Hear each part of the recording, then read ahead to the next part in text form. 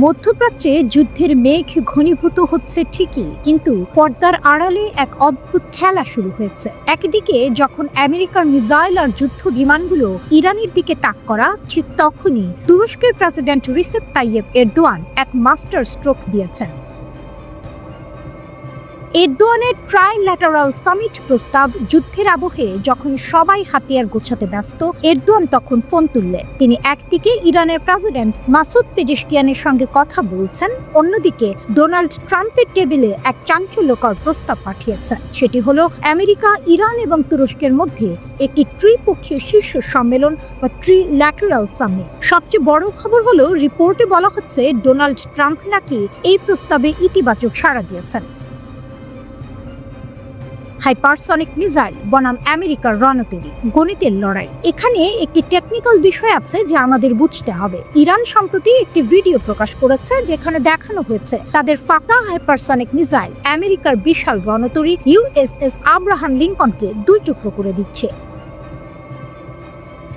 Iran দাবি করছে এই মিসাইলের গতি ম্যাক 30। বিজ্ঞানের ভাষায় এর মানে কি? আমেরিকার বিখ্যাত এগিস ডিফেন্স সিস্টেম মূলত প্রেডিক্টিভ ইন্টারসেপশন বা আগে থেকে লক্ষ্যবস্তু অনুমান করার প্রযুক্তিতে কাজ করে। কিন্তু যখন একটি মিসাইল শব্দের চেয়ে 13 গুণ বেশি বেগে ধেয়ে আসে এবং প্রতি সেকেন্ডে তার গতিপথ বদলায়, তখন রণতরীর সুপার কম্পিউটারগুলো হ্যাং হয়ে যেতে পারে। এছাড়া যদি ইরান একসঙ্গে শত শত সস্তা ড্রোন আর দামি মিসাইল ছোড়ে, তবে আমেরিকার বিলিয়ন ডলারের রণতরীগুলো আসলে এক একটি সহজ টার্গেটে পরিণত হতে পারে।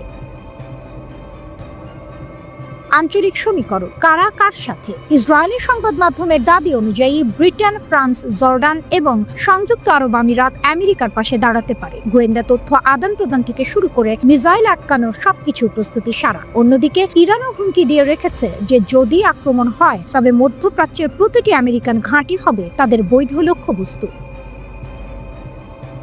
ইরানকে সামরিক হামলা এড়াতে অবশ্যই দুটি শর্ত মানতে হবে বলে হুঁশিয়ারি দিয়েছেন মার্কিন প্রেসিডেন্ট ডোনাল্ড ট্রাম্প। তিনি স্পষ্ট করে জানিয়েছেন, প্রথমত, ইরানের কোনো পারমাণবিক কর্মসূচি থাকতে পারবে না, এবং দ্বিতীয়ত, বিক্ষোভকারীদের হত্যা বন্ধ করতে হবে দেশটিকে।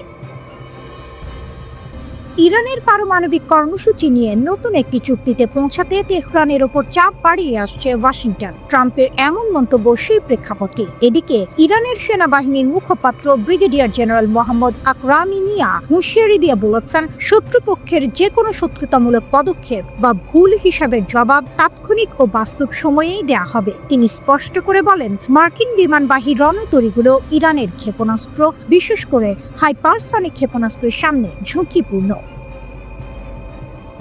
আকরামিনিয়া বলেন, শত্রুর পক্ষ থেকে কোনো বেপরোয়া বা অবিবেচক পদক্ষেপ নেওয়া হলে ইরান সঙ্গে সঙ্গে প্রতিক্রিয়া জানাবে। তিনি পশ্চিম এশিয়ায় যুক্তরাষ্ট্রের দীর্ঘদিনের নীতির কথা তুলে ধরে বলেন, 1970-এর দশক থেকে এই অঞ্চলে ওয়াশিংটনের 3টি মূল কৌশল ছিল: কমিউনিজম ঠেকানো, পশ্চিমা দেশগুলোর জন্য তেলের সরবরাহ নিশ্চিত করা এবং ইসরায়েলি শাসন ব্যবস্থার নিরাপত্তা বজায় রাখা। মধ্যপ্রাচ্যে মার্কিন নৌবহর, ইরানের বিরুদ্ধে আবার কি যুদ্ধের প্রস্তুতি? মধ্যপ্রাচ্যে আবার উত্তেজনার পারদ চলছে, আর এই উত্তেজনার কেন্দ্রে রয়েছে যুক্তরাষ্ট্র ও ইরান। মার্কিন প্রেসিডেন্ট ডোনাল্ড ট্রাম্প নিজেই ঘোষণা করেছেন, মার্কিন নৌবাহিনীর একটি বিশাল আর্মাডা পারস্য উপসাগরের দিকে এগোচ্ছে।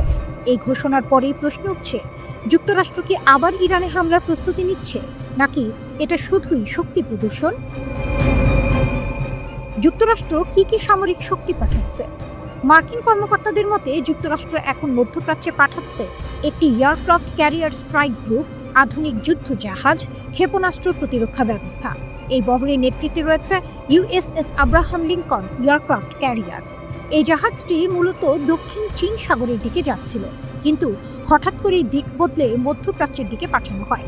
এই ক্যারিয়ার গ্রুপে আছে আর্লেস বার্ক ক্লাস ডেস্ট্রয়ার, যেগুলোতে রয়েছে টমাহক ক্রুইজ মিসাইল, যা ইরানের ভেতরে অনেক গভীর লক্ষ্যবস্তুতে আঘাত হানতে সক্ষম। এছাড়া এসব জাহাজে রয়েছে এইজিস কমব্যাট সিস্টেম, যা ব্যালিস্টিক ও ক্রুজ মিসাইল প্রতিরোধে ব্যবহৃত হয়। ট্রাম্প কি বলছেন? ট্রাম্প সরাসরি বলেছেন, আমরা ইরানের দিকে নজর রাখছি, অনেক জাহাজ সেই দিকে যাচ্ছে, হয়তো ব্যবহার করতে হবে না, কিন্তু প্রস্তুত থাকা জরুরি। অর্থাৎ বার্তা পরিষ্কার, যুদ্ধ না হলেও যুদ্ধের প্রস্তুতি পুরোপুরি। তবে লক্ষ্য করার বিষয়, কিছুদিন আগেই ট্রাম্প ইরানের সরকার বিরোধী বিক্ষোভকারীদের সমর্থন দিয়ে বলেছিলেন সাহায্য আসছে, কিন্তু বিক্ষোভ দমনের পর ট্রাম্প আবার সামরিক ভাষা কিছুটা কমিয়ে আনেন। 2025 সালের জুন মাসে যুক্তরাষ্ট্র ঠিক এভাবেই মধ্যপ্রাচ্যে সামরিক শক্তি বাড়িয়েছিল। তারপরই ইসরায়েল ইরান 12 দিনের যুদ্ধ, যুক্তরাষ্ট্র B-2 কম্বার ব্যবহার করে এবং সাবমেরিন থেকে 30টি টমাহক মিসাইল ছুড়ে ইরানের 3টি পারমাণবিক স্থাপনায় হামলা চালায়। এই কারণেই এবারকার নৌবহর অনেকের কাছে ডেজাভু মনে হচ্ছে। মধ্যপ্রাচ্যে যুক্তরাষ্ট্রের সামরিক উপস্থিতি কত বড়?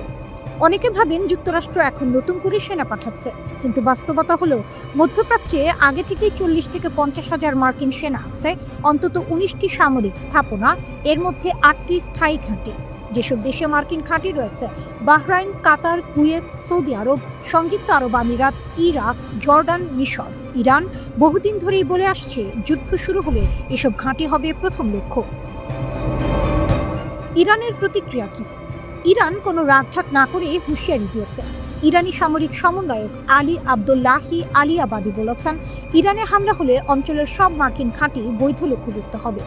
রিভলিউশনারি গার্ডের প্রধান জেনারেল পাকুর বলেছেন, আমরা আগের যে কোনো সময়ের চেয়ে বেশি প্রস্তুত। ট্রিগারে আঙুল।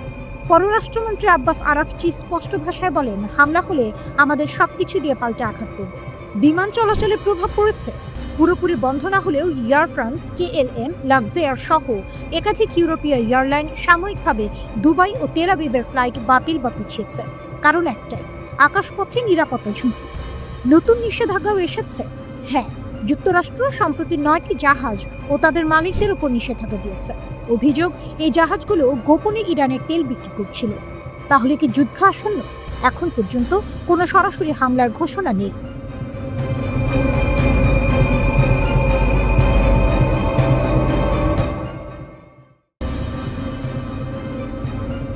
ইরানে এক সপ্তাহে 99টি ভূমিকম্প, প্রকৃতির খেলা নাকি যুদ্ধের প্রস্তুতি?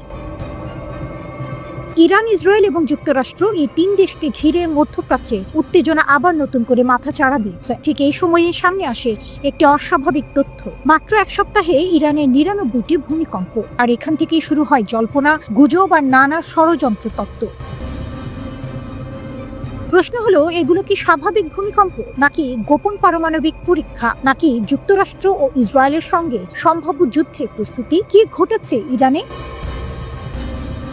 2026 সালের 10 থেকে 16 জানুয়ারি, মাত্র 6 দিনের মধ্যে ইরানে মোট 99টি ভূমিকম্প রেকর্ড করা হয়। এই ভূমিকম্পগুলোর মধ্যে 72টির মাত্রা ছিল 3.0 এর আশেপাশে, 21টি ছিল 3 থেকে 4 মাত্রার মধ্যে, 5টি ছিল 4 থেকে 5 মাত্রার মধ্যে এবং মাত্র একটি ভূমিকম্প ছিল 5 থেকে 6 মাত্রার, অর্থাৎ বেশিরভাগ কম থেকে মাঝারি মাত্রার ভূমিকম্প। কোন কোন এলাকায় ভূমিকম্প হয়েছে? এই ভূমিকম্পগুলো কোনো একটি জায়গায় সীমাবদ্ধ ছিল না, বরং একাধিক প্রদেশে ছড়িয়ে পড়ে। খুসান 18টি, ইয়াজদ 13টি, কেরমান, দক্ষিণ খোরাসান প্রতিটিতে 7টি করে। এই বিস্তৃত ভৌগোলিক ছড়ানো বিষয়টি গুরুত্বপূর্ণ, কারণ যদি এটা কোনো গোপন বিস্ফোরণ হতো তাহলে সাধারণত একটি নির্দিষ্ট এলাকায় সীমাবদ্ধ থাকতো। ইস্পাহান কেন এত গুরুত্বপূর্ণ? এখানেই শুরু হয় রাজনৈতিক বার্তা। ইস্পাহান প্রদেশে রয়েছে ইরানের গুরুত্বপূর্ণ পারমাণবিক স্থাপনা। এই জায়গায় রয়েছে গবেষণা রিঅ্যাক্টর, পারমাণবিক ল্যাব, জ্বালানি প্রস্তুত কেন্দ্র। আর এখানেই সমস্যা। 2025 সালের জুন মাসে যুক্তরাষ্ট্র দাবি করেছিল তারা ইরানের 3টি পারমাণবিক স্থাপনায় হামলা চালিয়েছে, যার একটি ছিল ইস্পাহান। সেই অভিযানের নাম ছিল অপারেশন মিডনাইট হ্যামার। তাই এখন যখন ইস্পাহানের আশেপাশে ভূমিকম্প হচ্ছে, তখন সন্দেহ আরো বেড়ে যাচ্ছে।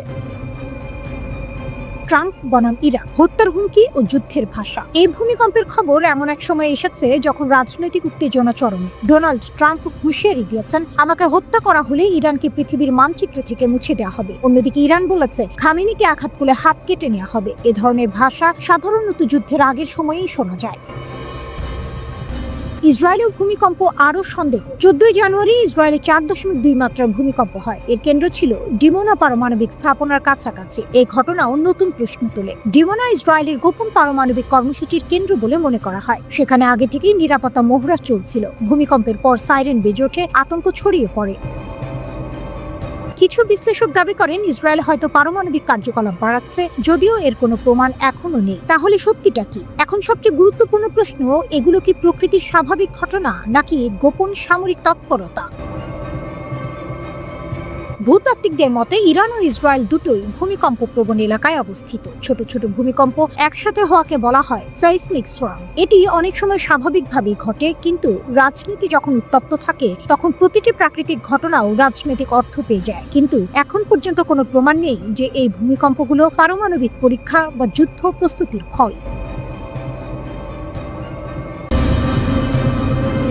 মধ্যপ্রাচ্যে মার্কিন নৌবহর, ইরানের বিরুদ্ধে আবার কি যুদ্ধের প্রস্তুতি? মধ্যপ্রাচ্যে আবার উত্তেজনার পারদ চলছে, আর এই উত্তেজনার কেন্দ্রে রয়েছে যুক্তরাষ্ট্র ও ইরান। মার্কিন প্রেসিডেন্ট ডোনাল্ড ট্রাম্প নিজেই ঘোষণা করেছেন মার্কিন নৌবাহিনীর একটি বিশাল আর্মাডা পারস্য উপসাগরের দিকে এগোচ্ছে। এই ঘোষণার পরেই প্রশ্ন উঠছে, যুক্তরাষ্ট্র কি আবার ইরানে হামলার প্রস্তুতি নিচ্ছে, নাকি এটা শুধুই শক্তি প্রদর্শন? যুক্তরাষ্ট্র কি সামরিক শক্তি পাঠাচ্ছে? মার্কিন কর্মকর্তাদের মতে যুক্তরাষ্ট্র এখন মধ্যপ্রাচ্যে পাঠাচ্ছে একটি এয়ারক্রাফট ক্যারিয়ার স্ট্রাইক গ্রুপ, আধুনিক যুদ্ধ জাহাজ, ক্ষেপণাস্ত্র প্রতিরক্ষা ব্যবস্থা। এই বহরের নেতৃত্বে রয়েছে USS Abraham Lincoln aircraft carrier. এই জাহাজটি মূলত দক্ষিণ চীন সাগরের দিকে যাচ্ছিল, কিন্তু হঠাৎ করেই দিক বদলে মধ্যপ্রাচ্যের দিকে পাঠানো হয়। এই ক্যারিয়ার গ্রুপে আছে আর্লেস বার্ক ক্লাস ডেস্ট্রয়ার, যেগুলোতে রয়েছে টমাহক ক্রুইজ মিসাইল, যা ইরানের ভেতরে অনেক গভীর লক্ষ্যবস্তুতে আঘাত হানতে সক্ষম। এছাড়া এসব জাহাজে রয়েছে এইজিস কমব্যাট সিস্টেম, যা ব্যালিস্টিক ও ক্রুজ মিসাইল প্রতিরোধে ব্যবহৃত হয়। ট্রাম্প কি বলছেন? ট্রাম্প সরাসরি বলেছেন, আমরা ইরানের দিকে নজর রাখছি, অনেক জাহাজ সেই দিকে যাচ্ছে, হয়তো ব্যবহার করতে হবে না, কিন্তু প্রস্তুত থাকা জরুরি। অর্থাৎ বার্তা পরিষ্কার, যুদ্ধ না হলেও যুদ্ধের প্রস্তুতি পুরোপুরি। তবে লক্ষ্য করার বিষয়, কিছুদিন আগেই ট্রাম্প ইরানের সরকার বিরোধী বিক্ষোভকারীদের সমর্থন দিয়ে বলেছিলেন সাহায্য আসছে, কিন্তু বিক্ষোভ দমনের পর ট্রাম্প আবার সামরিক ভাষা কিছুটা কমিয়ে আনেন। 2025 সালের জুন মাসে যুক্তরাষ্ট্র ঠিক এভাবেই মধ্যপ্রাচ্যে সামরিক শক্তি বাড়িয়েছিল। তারপরই ইসরায়েল ইরান 12 দিনের যুদ্ধ, যুক্তরাষ্ট্র B-2 কম্বার ব্যবহার করে এবং সাবমেরিন থেকে 30টি টমাহক মিসাইল ছুড়ে ইরানের 3টি পারমাণবিক স্থাপনায় হামলা চালায়। এই কারণেই এবারকার নৌবহর অনেকের কাছে ডেজাভু মনে হচ্ছে। মধ্যপ্রাচ্যে যুক্তরাষ্ট্রের সামরিক উপস্থিতি কত বড়? অনেকে ভাবেন যুক্তরাষ্ট্র এখন নতুন করে সেনা পাঠাচ্ছে, কিন্তু বাস্তবতা হলো মধ্যপ্রাচ্যে আগে থেকেই 40 থেকে 50 হাজার মার্কিন সেনা আছে, অন্তত 19টি সামরিক স্থাপনা, এর মধ্যে 8টি স্থায়ী ঘাঁটি।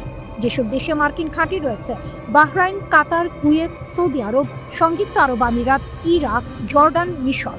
ইরান বহুদিন ধরেই বলে আসছে, যুদ্ধ শুরু হলে এসব ঘাঁটি হবে প্রথম লক্ষ্য। ইরানের প্রতিক্রিয়া কি? ইরান কোনো রাগঢাক না করে হুঁশিয়ারি দিয়েছে। ইরানি সামরিক সমন্বয়ক আলী আবদুল্লাহি আলিয়াবাদী বলেছেন, ইরানে হামলা হলে অঞ্চলের সব মার্কিন ঘাঁটি বৈধ লক্ষ্যবস্তু হবে। রিভলিউশনারি গার্ডের প্রধান জেনারেল পাকুর বলেছেন, আমরা আগের যে কোনো সময়ের চেয়ে বেশি প্রস্তুত, ট্রিগারে আঙুল। পররাষ্ট্রমন্ত্রী আব্বাস আরাকচি স্পষ্ট ভাষায় বলেন, হামলা হলে আমাদের সবকিছু দিয়ে পাল্টে আঘাত করব। বিমান চলাচলে প্রভাব পড়েছে, পুরোপুরি বন্ধ না হলেও এয়ার ফ্রান্স, KLM, লাক্সেয়ার সহ একাধিক ইউরোপীয় এয়ারলাইন সাময়িকভাবে দুবাই ও তেল আবিবের ফ্লাইট বাতিল বা পিছিয়েছে। কারণ একটাই, আকাশপথে নিরাপত্তা ঝুঁকি। নতুন নিষেধাজ্ঞাও এসেছে। হ্যাঁ, যুক্তরাষ্ট্র সম্প্রতি 9টি জাহাজ ও তাদের মালিকদের উপর নিষেধাজ্ঞা দিয়েছে। অভিযোগ, এই জাহাজগুলো গোপনে ইরানের তেল বিক্রি করছিল। তাহলে কি যুদ্ধ আসন্ন? এখন পর্যন্ত কোনো সরাসরি হামলার ঘোষণা নেই।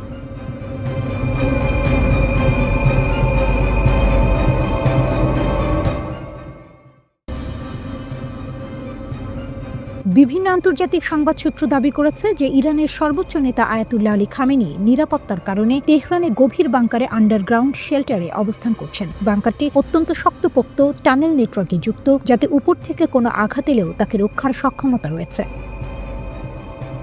ইরানি নিরাপত্তা ও সামরিক কর্তৃপক্ষের মূল্যায়নে এখানে অন্যতম কারণ হল যুক্তরাষ্ট্রের সামরিক উপস্থিতি তীব্রভাবে বৃদ্ধি পাচ্ছে বলে ধারণা।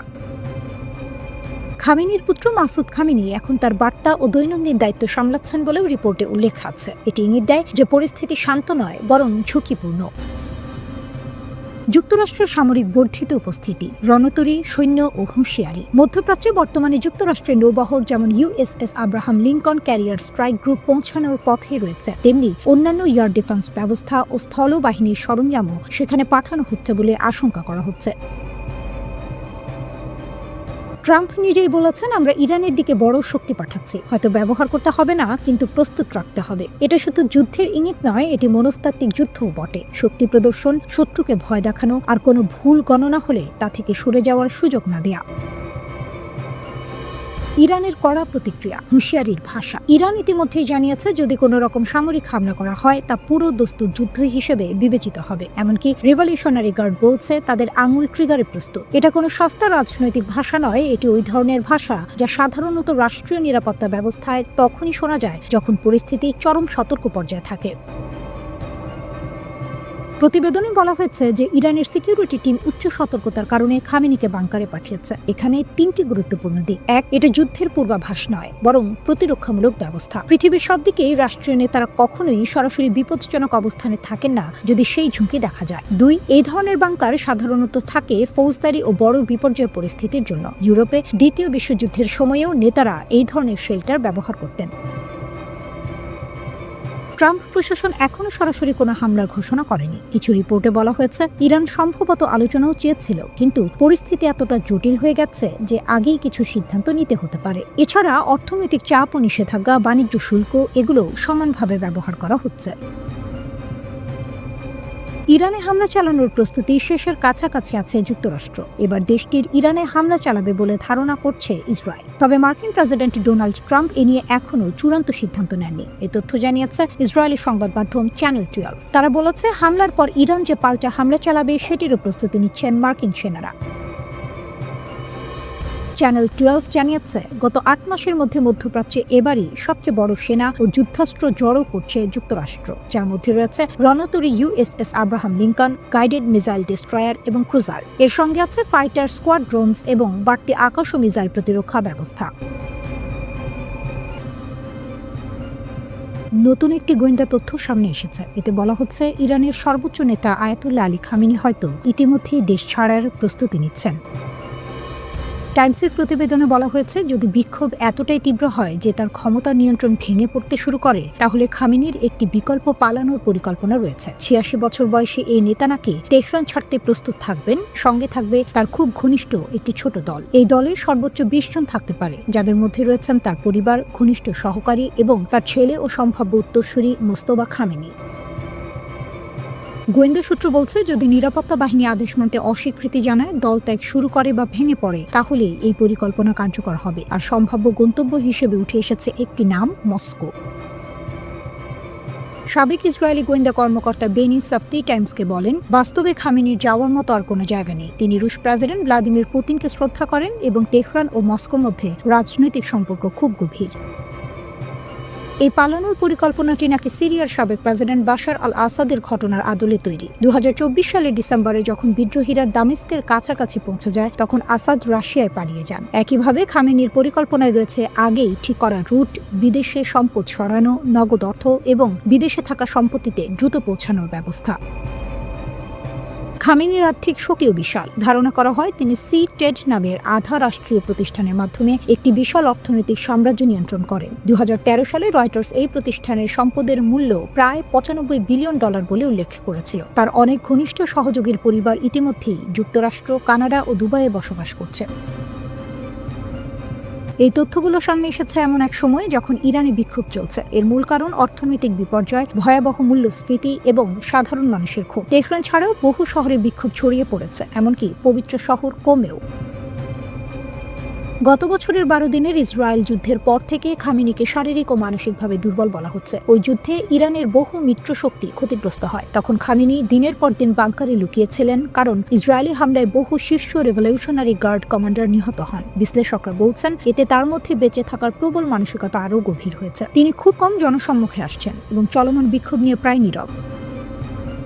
তবে গোয়েন্দারা বলেন, কঠোর আদর্শবাদী হলেও খামেনি বাস্তববাদী। ক্ষমতা টিকিয়ে রাখতে প্রয়োজনে তিনি পিছু হটতেও প্রস্তুত। 1939 সালে মাশহাদে জন্ম নেয়া খামেনি একদিন বিপ্লবী কর্মী থেকে রাষ্ট্রপতি এবং পরে সর্বোচ্চ নেতা হন। যুক্তরাষ্ট্রের হুঁশিয়ারি আর ভেতরের অস্থিরতার মাঝে এখন প্রশ্ন একটাই, খামেনি ক্ষমতায় টিকে থাকবেন নাকি একদিন পালাতে বাধ্য হবেন?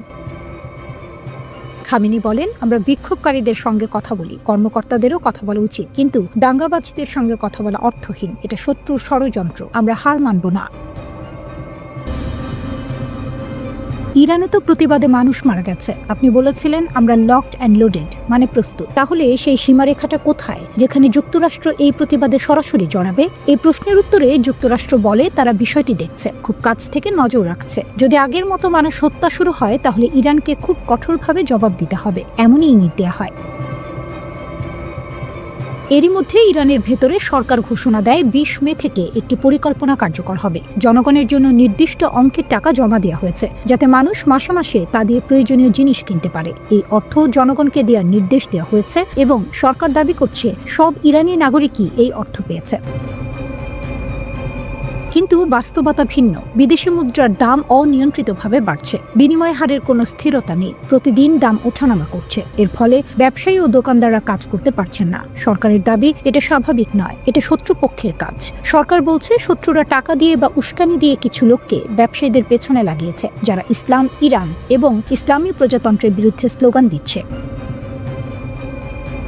সরকারের ভাষায় এখানে একটি পার্থক্য আছে। তারা বলে প্রতিবাদকারীদের সঙ্গে কথা বলা যায়, কর্মকর্তাদের উচিত তাদের কথা শোনা, কিন্তু দাঙ্গাবাজদের সঙ্গে কথা বলে কোনো লাভ নেই। দাঙ্গাবাজদের কঠোরভাবে দমন করতে হবে, শত্রুর সামনে মাথা নত করা হবে না। জনগণের সমর্থনে শত্রুকে হাঁটু গেড়ে বসতে বাধ্য করা হবে, এটাই সরকারের অবস্থান।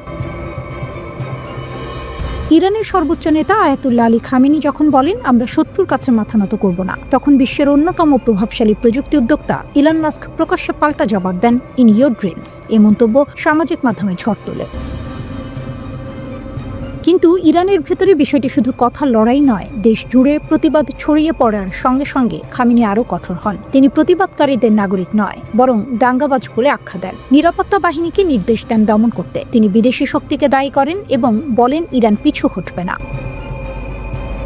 বাজারের ব্যবসায়ীরা ঐতিহাসিকভাবে ইসলামী ব্যবস্থার সমর্থক বলে সরকার দাবি করে। সরকার স্বীকার করে ব্যবসায়ীদের অভিযোগ পুরোপুরি ভুল নয়। মুদ্রার অবমূল্যায়ন, ডলারের অস্থির দাম ব্যবসা করা অসম্ভব করে তুলেছে। কিন্তু সরকারের অভিযোগ এই বৈধ ক্ষোভকে কাজে লাগিয়ে কিছু শক্তি দেশ অস্থিতিশীল করতে চাইছে। এটাকে তারা সম্পূর্ণ অগ্রহণযোগ্য বলে ঘোষণা করে। এই আন্দোলন ছড়িয়ে পড়েছে ২৫টি প্রদেশের ৬০টি শহরের ১৭০টির বেশি স্থানে। কুর্দি রাজনৈতিক গোষ্ঠীগুলো দেশ জুড়ে ধর্মঘটের ডাক দিচ্ছে। আন্তর্জাতিক প্রতিক্রিয়াও বাড়ছে। ইউরোপীয় ইউনিয়ন সংযম দেখাতে বলছে, সংলাপ চাচ্ছে। এদিকে যুক্তরাষ্ট্র, ইসরায়েল এবং পশ্চিমা বিশ্ব ইরানকে আরও চাপে রেখেছে। এই চাপ আরও বেড়ে যায় যখন যুক্তরাষ্ট্র ভেনেজুয়েলার প্রেসিডেন্ট নিকোলাস মাদুরোকে আটক করে। ইলন মাস্ক বলেন এটা সব স্বৈরশাসকদের জন্য বার্তা। ট্রাম্প প্রশাসন বলে তারা শক্তির মাধ্যমে শান্তি চায়। আমেরিকা ফার্স্ট নীতির কথা পুনরায় বলা হয়। কারাকাস থেকে তেহরান ক্ষমতার পরীক্ষা চলছে। প্রশ্ন একটাই, ক্ষমতায় টিকে থাকতে ইরানের নেতৃত্ব কতদূর যাবে? ইরানে বিক্ষোভের 5টি বিষয় যা জানা জরুরি।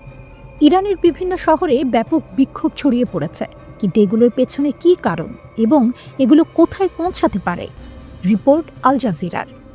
জীবনযাত্রার খরচ নিয়ে উদ্বেগ বাস্তব। ইরান বিশ্বের সবচেয়ে সীমাবদ্ধ দেশগুলোর মধ্যে একটি। বিভিন্ন আন্তর্জাতিক নিষেধাজ্ঞার দেশটির আমদানির উপর নির্ভরতা পরিস্থিতিকে আরও খারাপ করছে এবং মুদ্রাস্ফীতি বাড়াচ্ছে।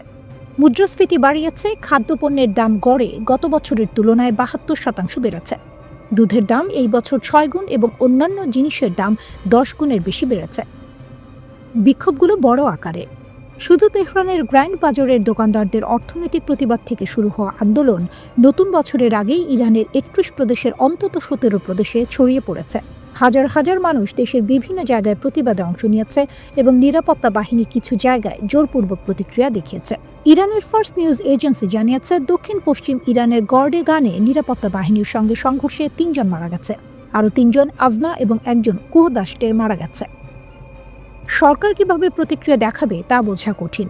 তেহরানের পূর্ববর্তী কঠোর প্রতিক্রিয়ায় বিক্ষোভকারীদের মৃত্যুর ঘটনা ঘটে, তবে এখন পর্যন্ত বিচ্ছিন্ন সংঘর্ষ ছাড়া পেজেশকিয়ান সরকার সরাসরি দমন অভিযান চালাতে না দিয়ে বৈধ দাবিগুলো শোনার প্রস্তুতি দেখাচ্ছে।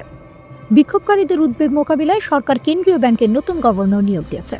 আব্দুল নাসের হেম্মাতি রিয়ালের পতনের পর অর্থনৈতিক স্থিতিশীলতা পুনঃপ্রতিষ্ঠার প্রতিশ্রুতি দিয়েছেন। মঙ্গলবার উচ্চশিক্ষা মন্ত্রণালয় তেহরান বিশ্ববিদ্যালয় এবং 2টি প্রধান বিশ্ববিদ্যালয় থেকে ক্যাম্পাস নিরাপত্তা ব্যবস্থাপনা কর্মকর্তাদের সরিয়েছে। স্থানীয় সংবাদ মাধ্যম জানিয়েছে তাদের অপসারণের কারণ ছিল সম্প্রতি ছাত্র বিক্ষোভ মোকাবিলায় ব্যর্থতা এবং আচরণগত সমস্যা। অতীতে ব্যাপক বিক্ষোভ ঘটেছে। সালে 22 বছর বয়সী মাহসা আমিনীর আটককালে মৃত্যুর পর ইরানে ব্যাপক বিক্ষোভ ছড়ায়। আমিনীর জানাজার পর পশ্চিমের শহর সাককেজে মহিলারা তাদের হিজাব খুলে প্রতিবাদ জানায়, যা পরে দেশের অন্যান্য অঞ্চলে ছড়ায়। সরকারের নিষ্ঠুর প্রতিক্রিয়ায় হাজার হাজার মানুষ গ্রেপ্তার হয়েছে, টিয়ার গ্যাস এবং গুলি ব্যবহার করা হয়েছে এবং মানবাধিকার সংস্থার মতে শতাধিক মানুষ অবৈধভাবে নিহত হয়েছে। 2024 সালে জাতিসংঘের বিশেষজ্ঞদের তদন্তে সরকারের প্রতিক্রিয়াকে মানবতার বিরুদ্ধে অপরাধ হিসেবে চিহ্নিত করা হয়েছে, যা তেহরান কর্তৃপক্ষ মিথ্যা এবং পক্ষপাতমূলক বলে অস্বীকার করেছে। মোরালিটি পুলিশ 2022 সালের ডিসেম্বর সাময়িকভাবে স্থগিত করা হয়, তবে পরের বছর পুনরায় প্রতিষ্ঠা করা হয়। তবে হিজাবের নিয়মাবলী এখন তুলনামূলকভাবে শিথিল। বিক্ষোভ আরও তীব্র হতে পারে। মার্কিন প্রেসিডেন্ট ডোনাল্ড ট্রাম্প বিক্ষোভ নিয়ে মন্তব্য করেছেন। তিনি বলেছেন, ইরান যদি শান্তিপ্রিয় প্রতিবাদীদের হত্যা করে, আমেরিকা তাদের উদ্ধার করবে। আমরা প্রস্তুত এবং লকড অ্যান্ড লোডেড। ইসরায়েলি পররাষ্ট্র মন্ত্রণালয় তাদের ফার্সি সোশ্যাল মিডিয়ায় প্রাক বিপ্লবী ইরানি প্রতিকৃতি পোস্ট করেছে, যেখানে সিংহ সূর্যের ওপর হাত রেখে ঘড়ির দিকে তাকাচ্ছে। পোস্টে লেখা ছিল, অন্ধকারের বিরুদ্ধে লড়তে ইরানি সিংহ ও সিংহিনীর উদয়। রিপোর্ট অনুযায়ী ট্রাম্প এবং ইসরায়েলি প্রধানমন্ত্রী বেনিয়ামিন নেতানিয়াহু আরও হামলা এবং লেবাননের হিজবুল্লাহকে টার্গেট করার আলোচনা করেছেন। ইরান জানিয়ে দিয়েছে, ইসলামিক রিপাবলিক অফ ইরানের ওপর যে কোনো নির্মম আগ্রাসনের উত্তর হবে কঠোর এবং প্রতিরোধমূলক। নিউ ইয়র্ক, বরফের শহর, ইতিহাসের শহর, আর এখন রাজনীতির নতুন মানচিত্র। 2026 সালের প্রথম সকাল। ক্যালেন্ডারের পাতা উল্টেছে, কিন্তু নিউ ইয়র্কে বদলেছে তার চেয়েও বেশি কিছু। লোয়ার ম্যানহাটনের সিটি হলের সামনে দাঁড়িয়ে এক তরুণ রাজনীতিক বলছেন, আজ থেকে আমাদের জন্য শুরু হচ্ছে এক নতুন অধ্যায়। এই কণ্ঠস্বর জোহরান মামদানি, 34 বছর বয়সী এক গণতান্ত্রিক সমাজতন্ত্রী, নিউ ইয়র্কের প্রথম মুসলিম মেয়র। আর সেই মানুষটি যিনি শপথ নেওয়ার কয়েক ঘন্টার মধ্যেই ইসরায়েলপন্থী একটি নির্বাহী আদেশ বাতিল করে বুঝিয়ে দিলেন, এটি শুধু ক্ষমতা বদলের গল্প নয়, এটি দৃষ্টিভঙ্গির সংঘর্ষ। হিমাঙ্কের নিচে তাপমাত্রা -10 ডিগ্রি, তবু হাজার হাজার মানুষ জড়ো হয়েছিল সিটি হলের সামনে।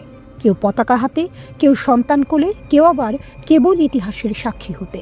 নিউ ইয়র্ক যেন সেদিন আরেকবার প্রমাণ করল, এই শহর কেবল ইট পাথরের নয়, এই শহর মানুষের। পবিত্র কোরআন ছুঁয়ে শপথ নিলেন মামদানি।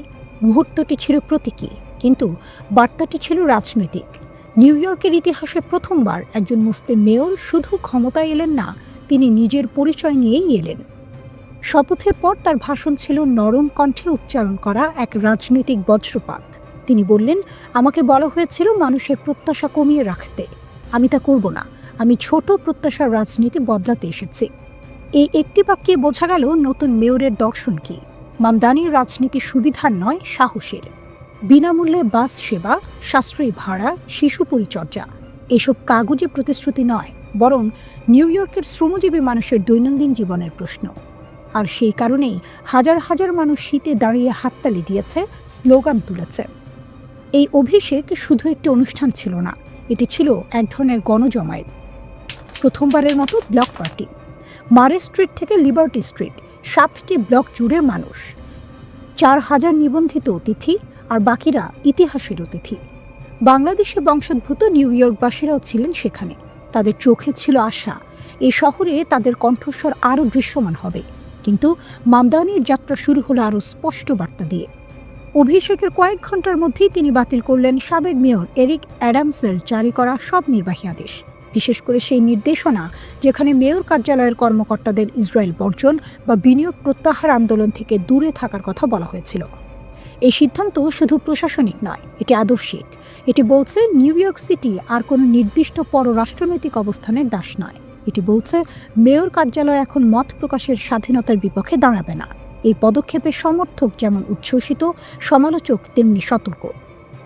চ্যালেঞ্জটির সামনে পাহাড় সম, 1 কোটি মানুষের শহর, 10 লাখ বাড়িতে বিনামূল্যের সেবা, প্রয়োজন প্রায় $1000 কোটি।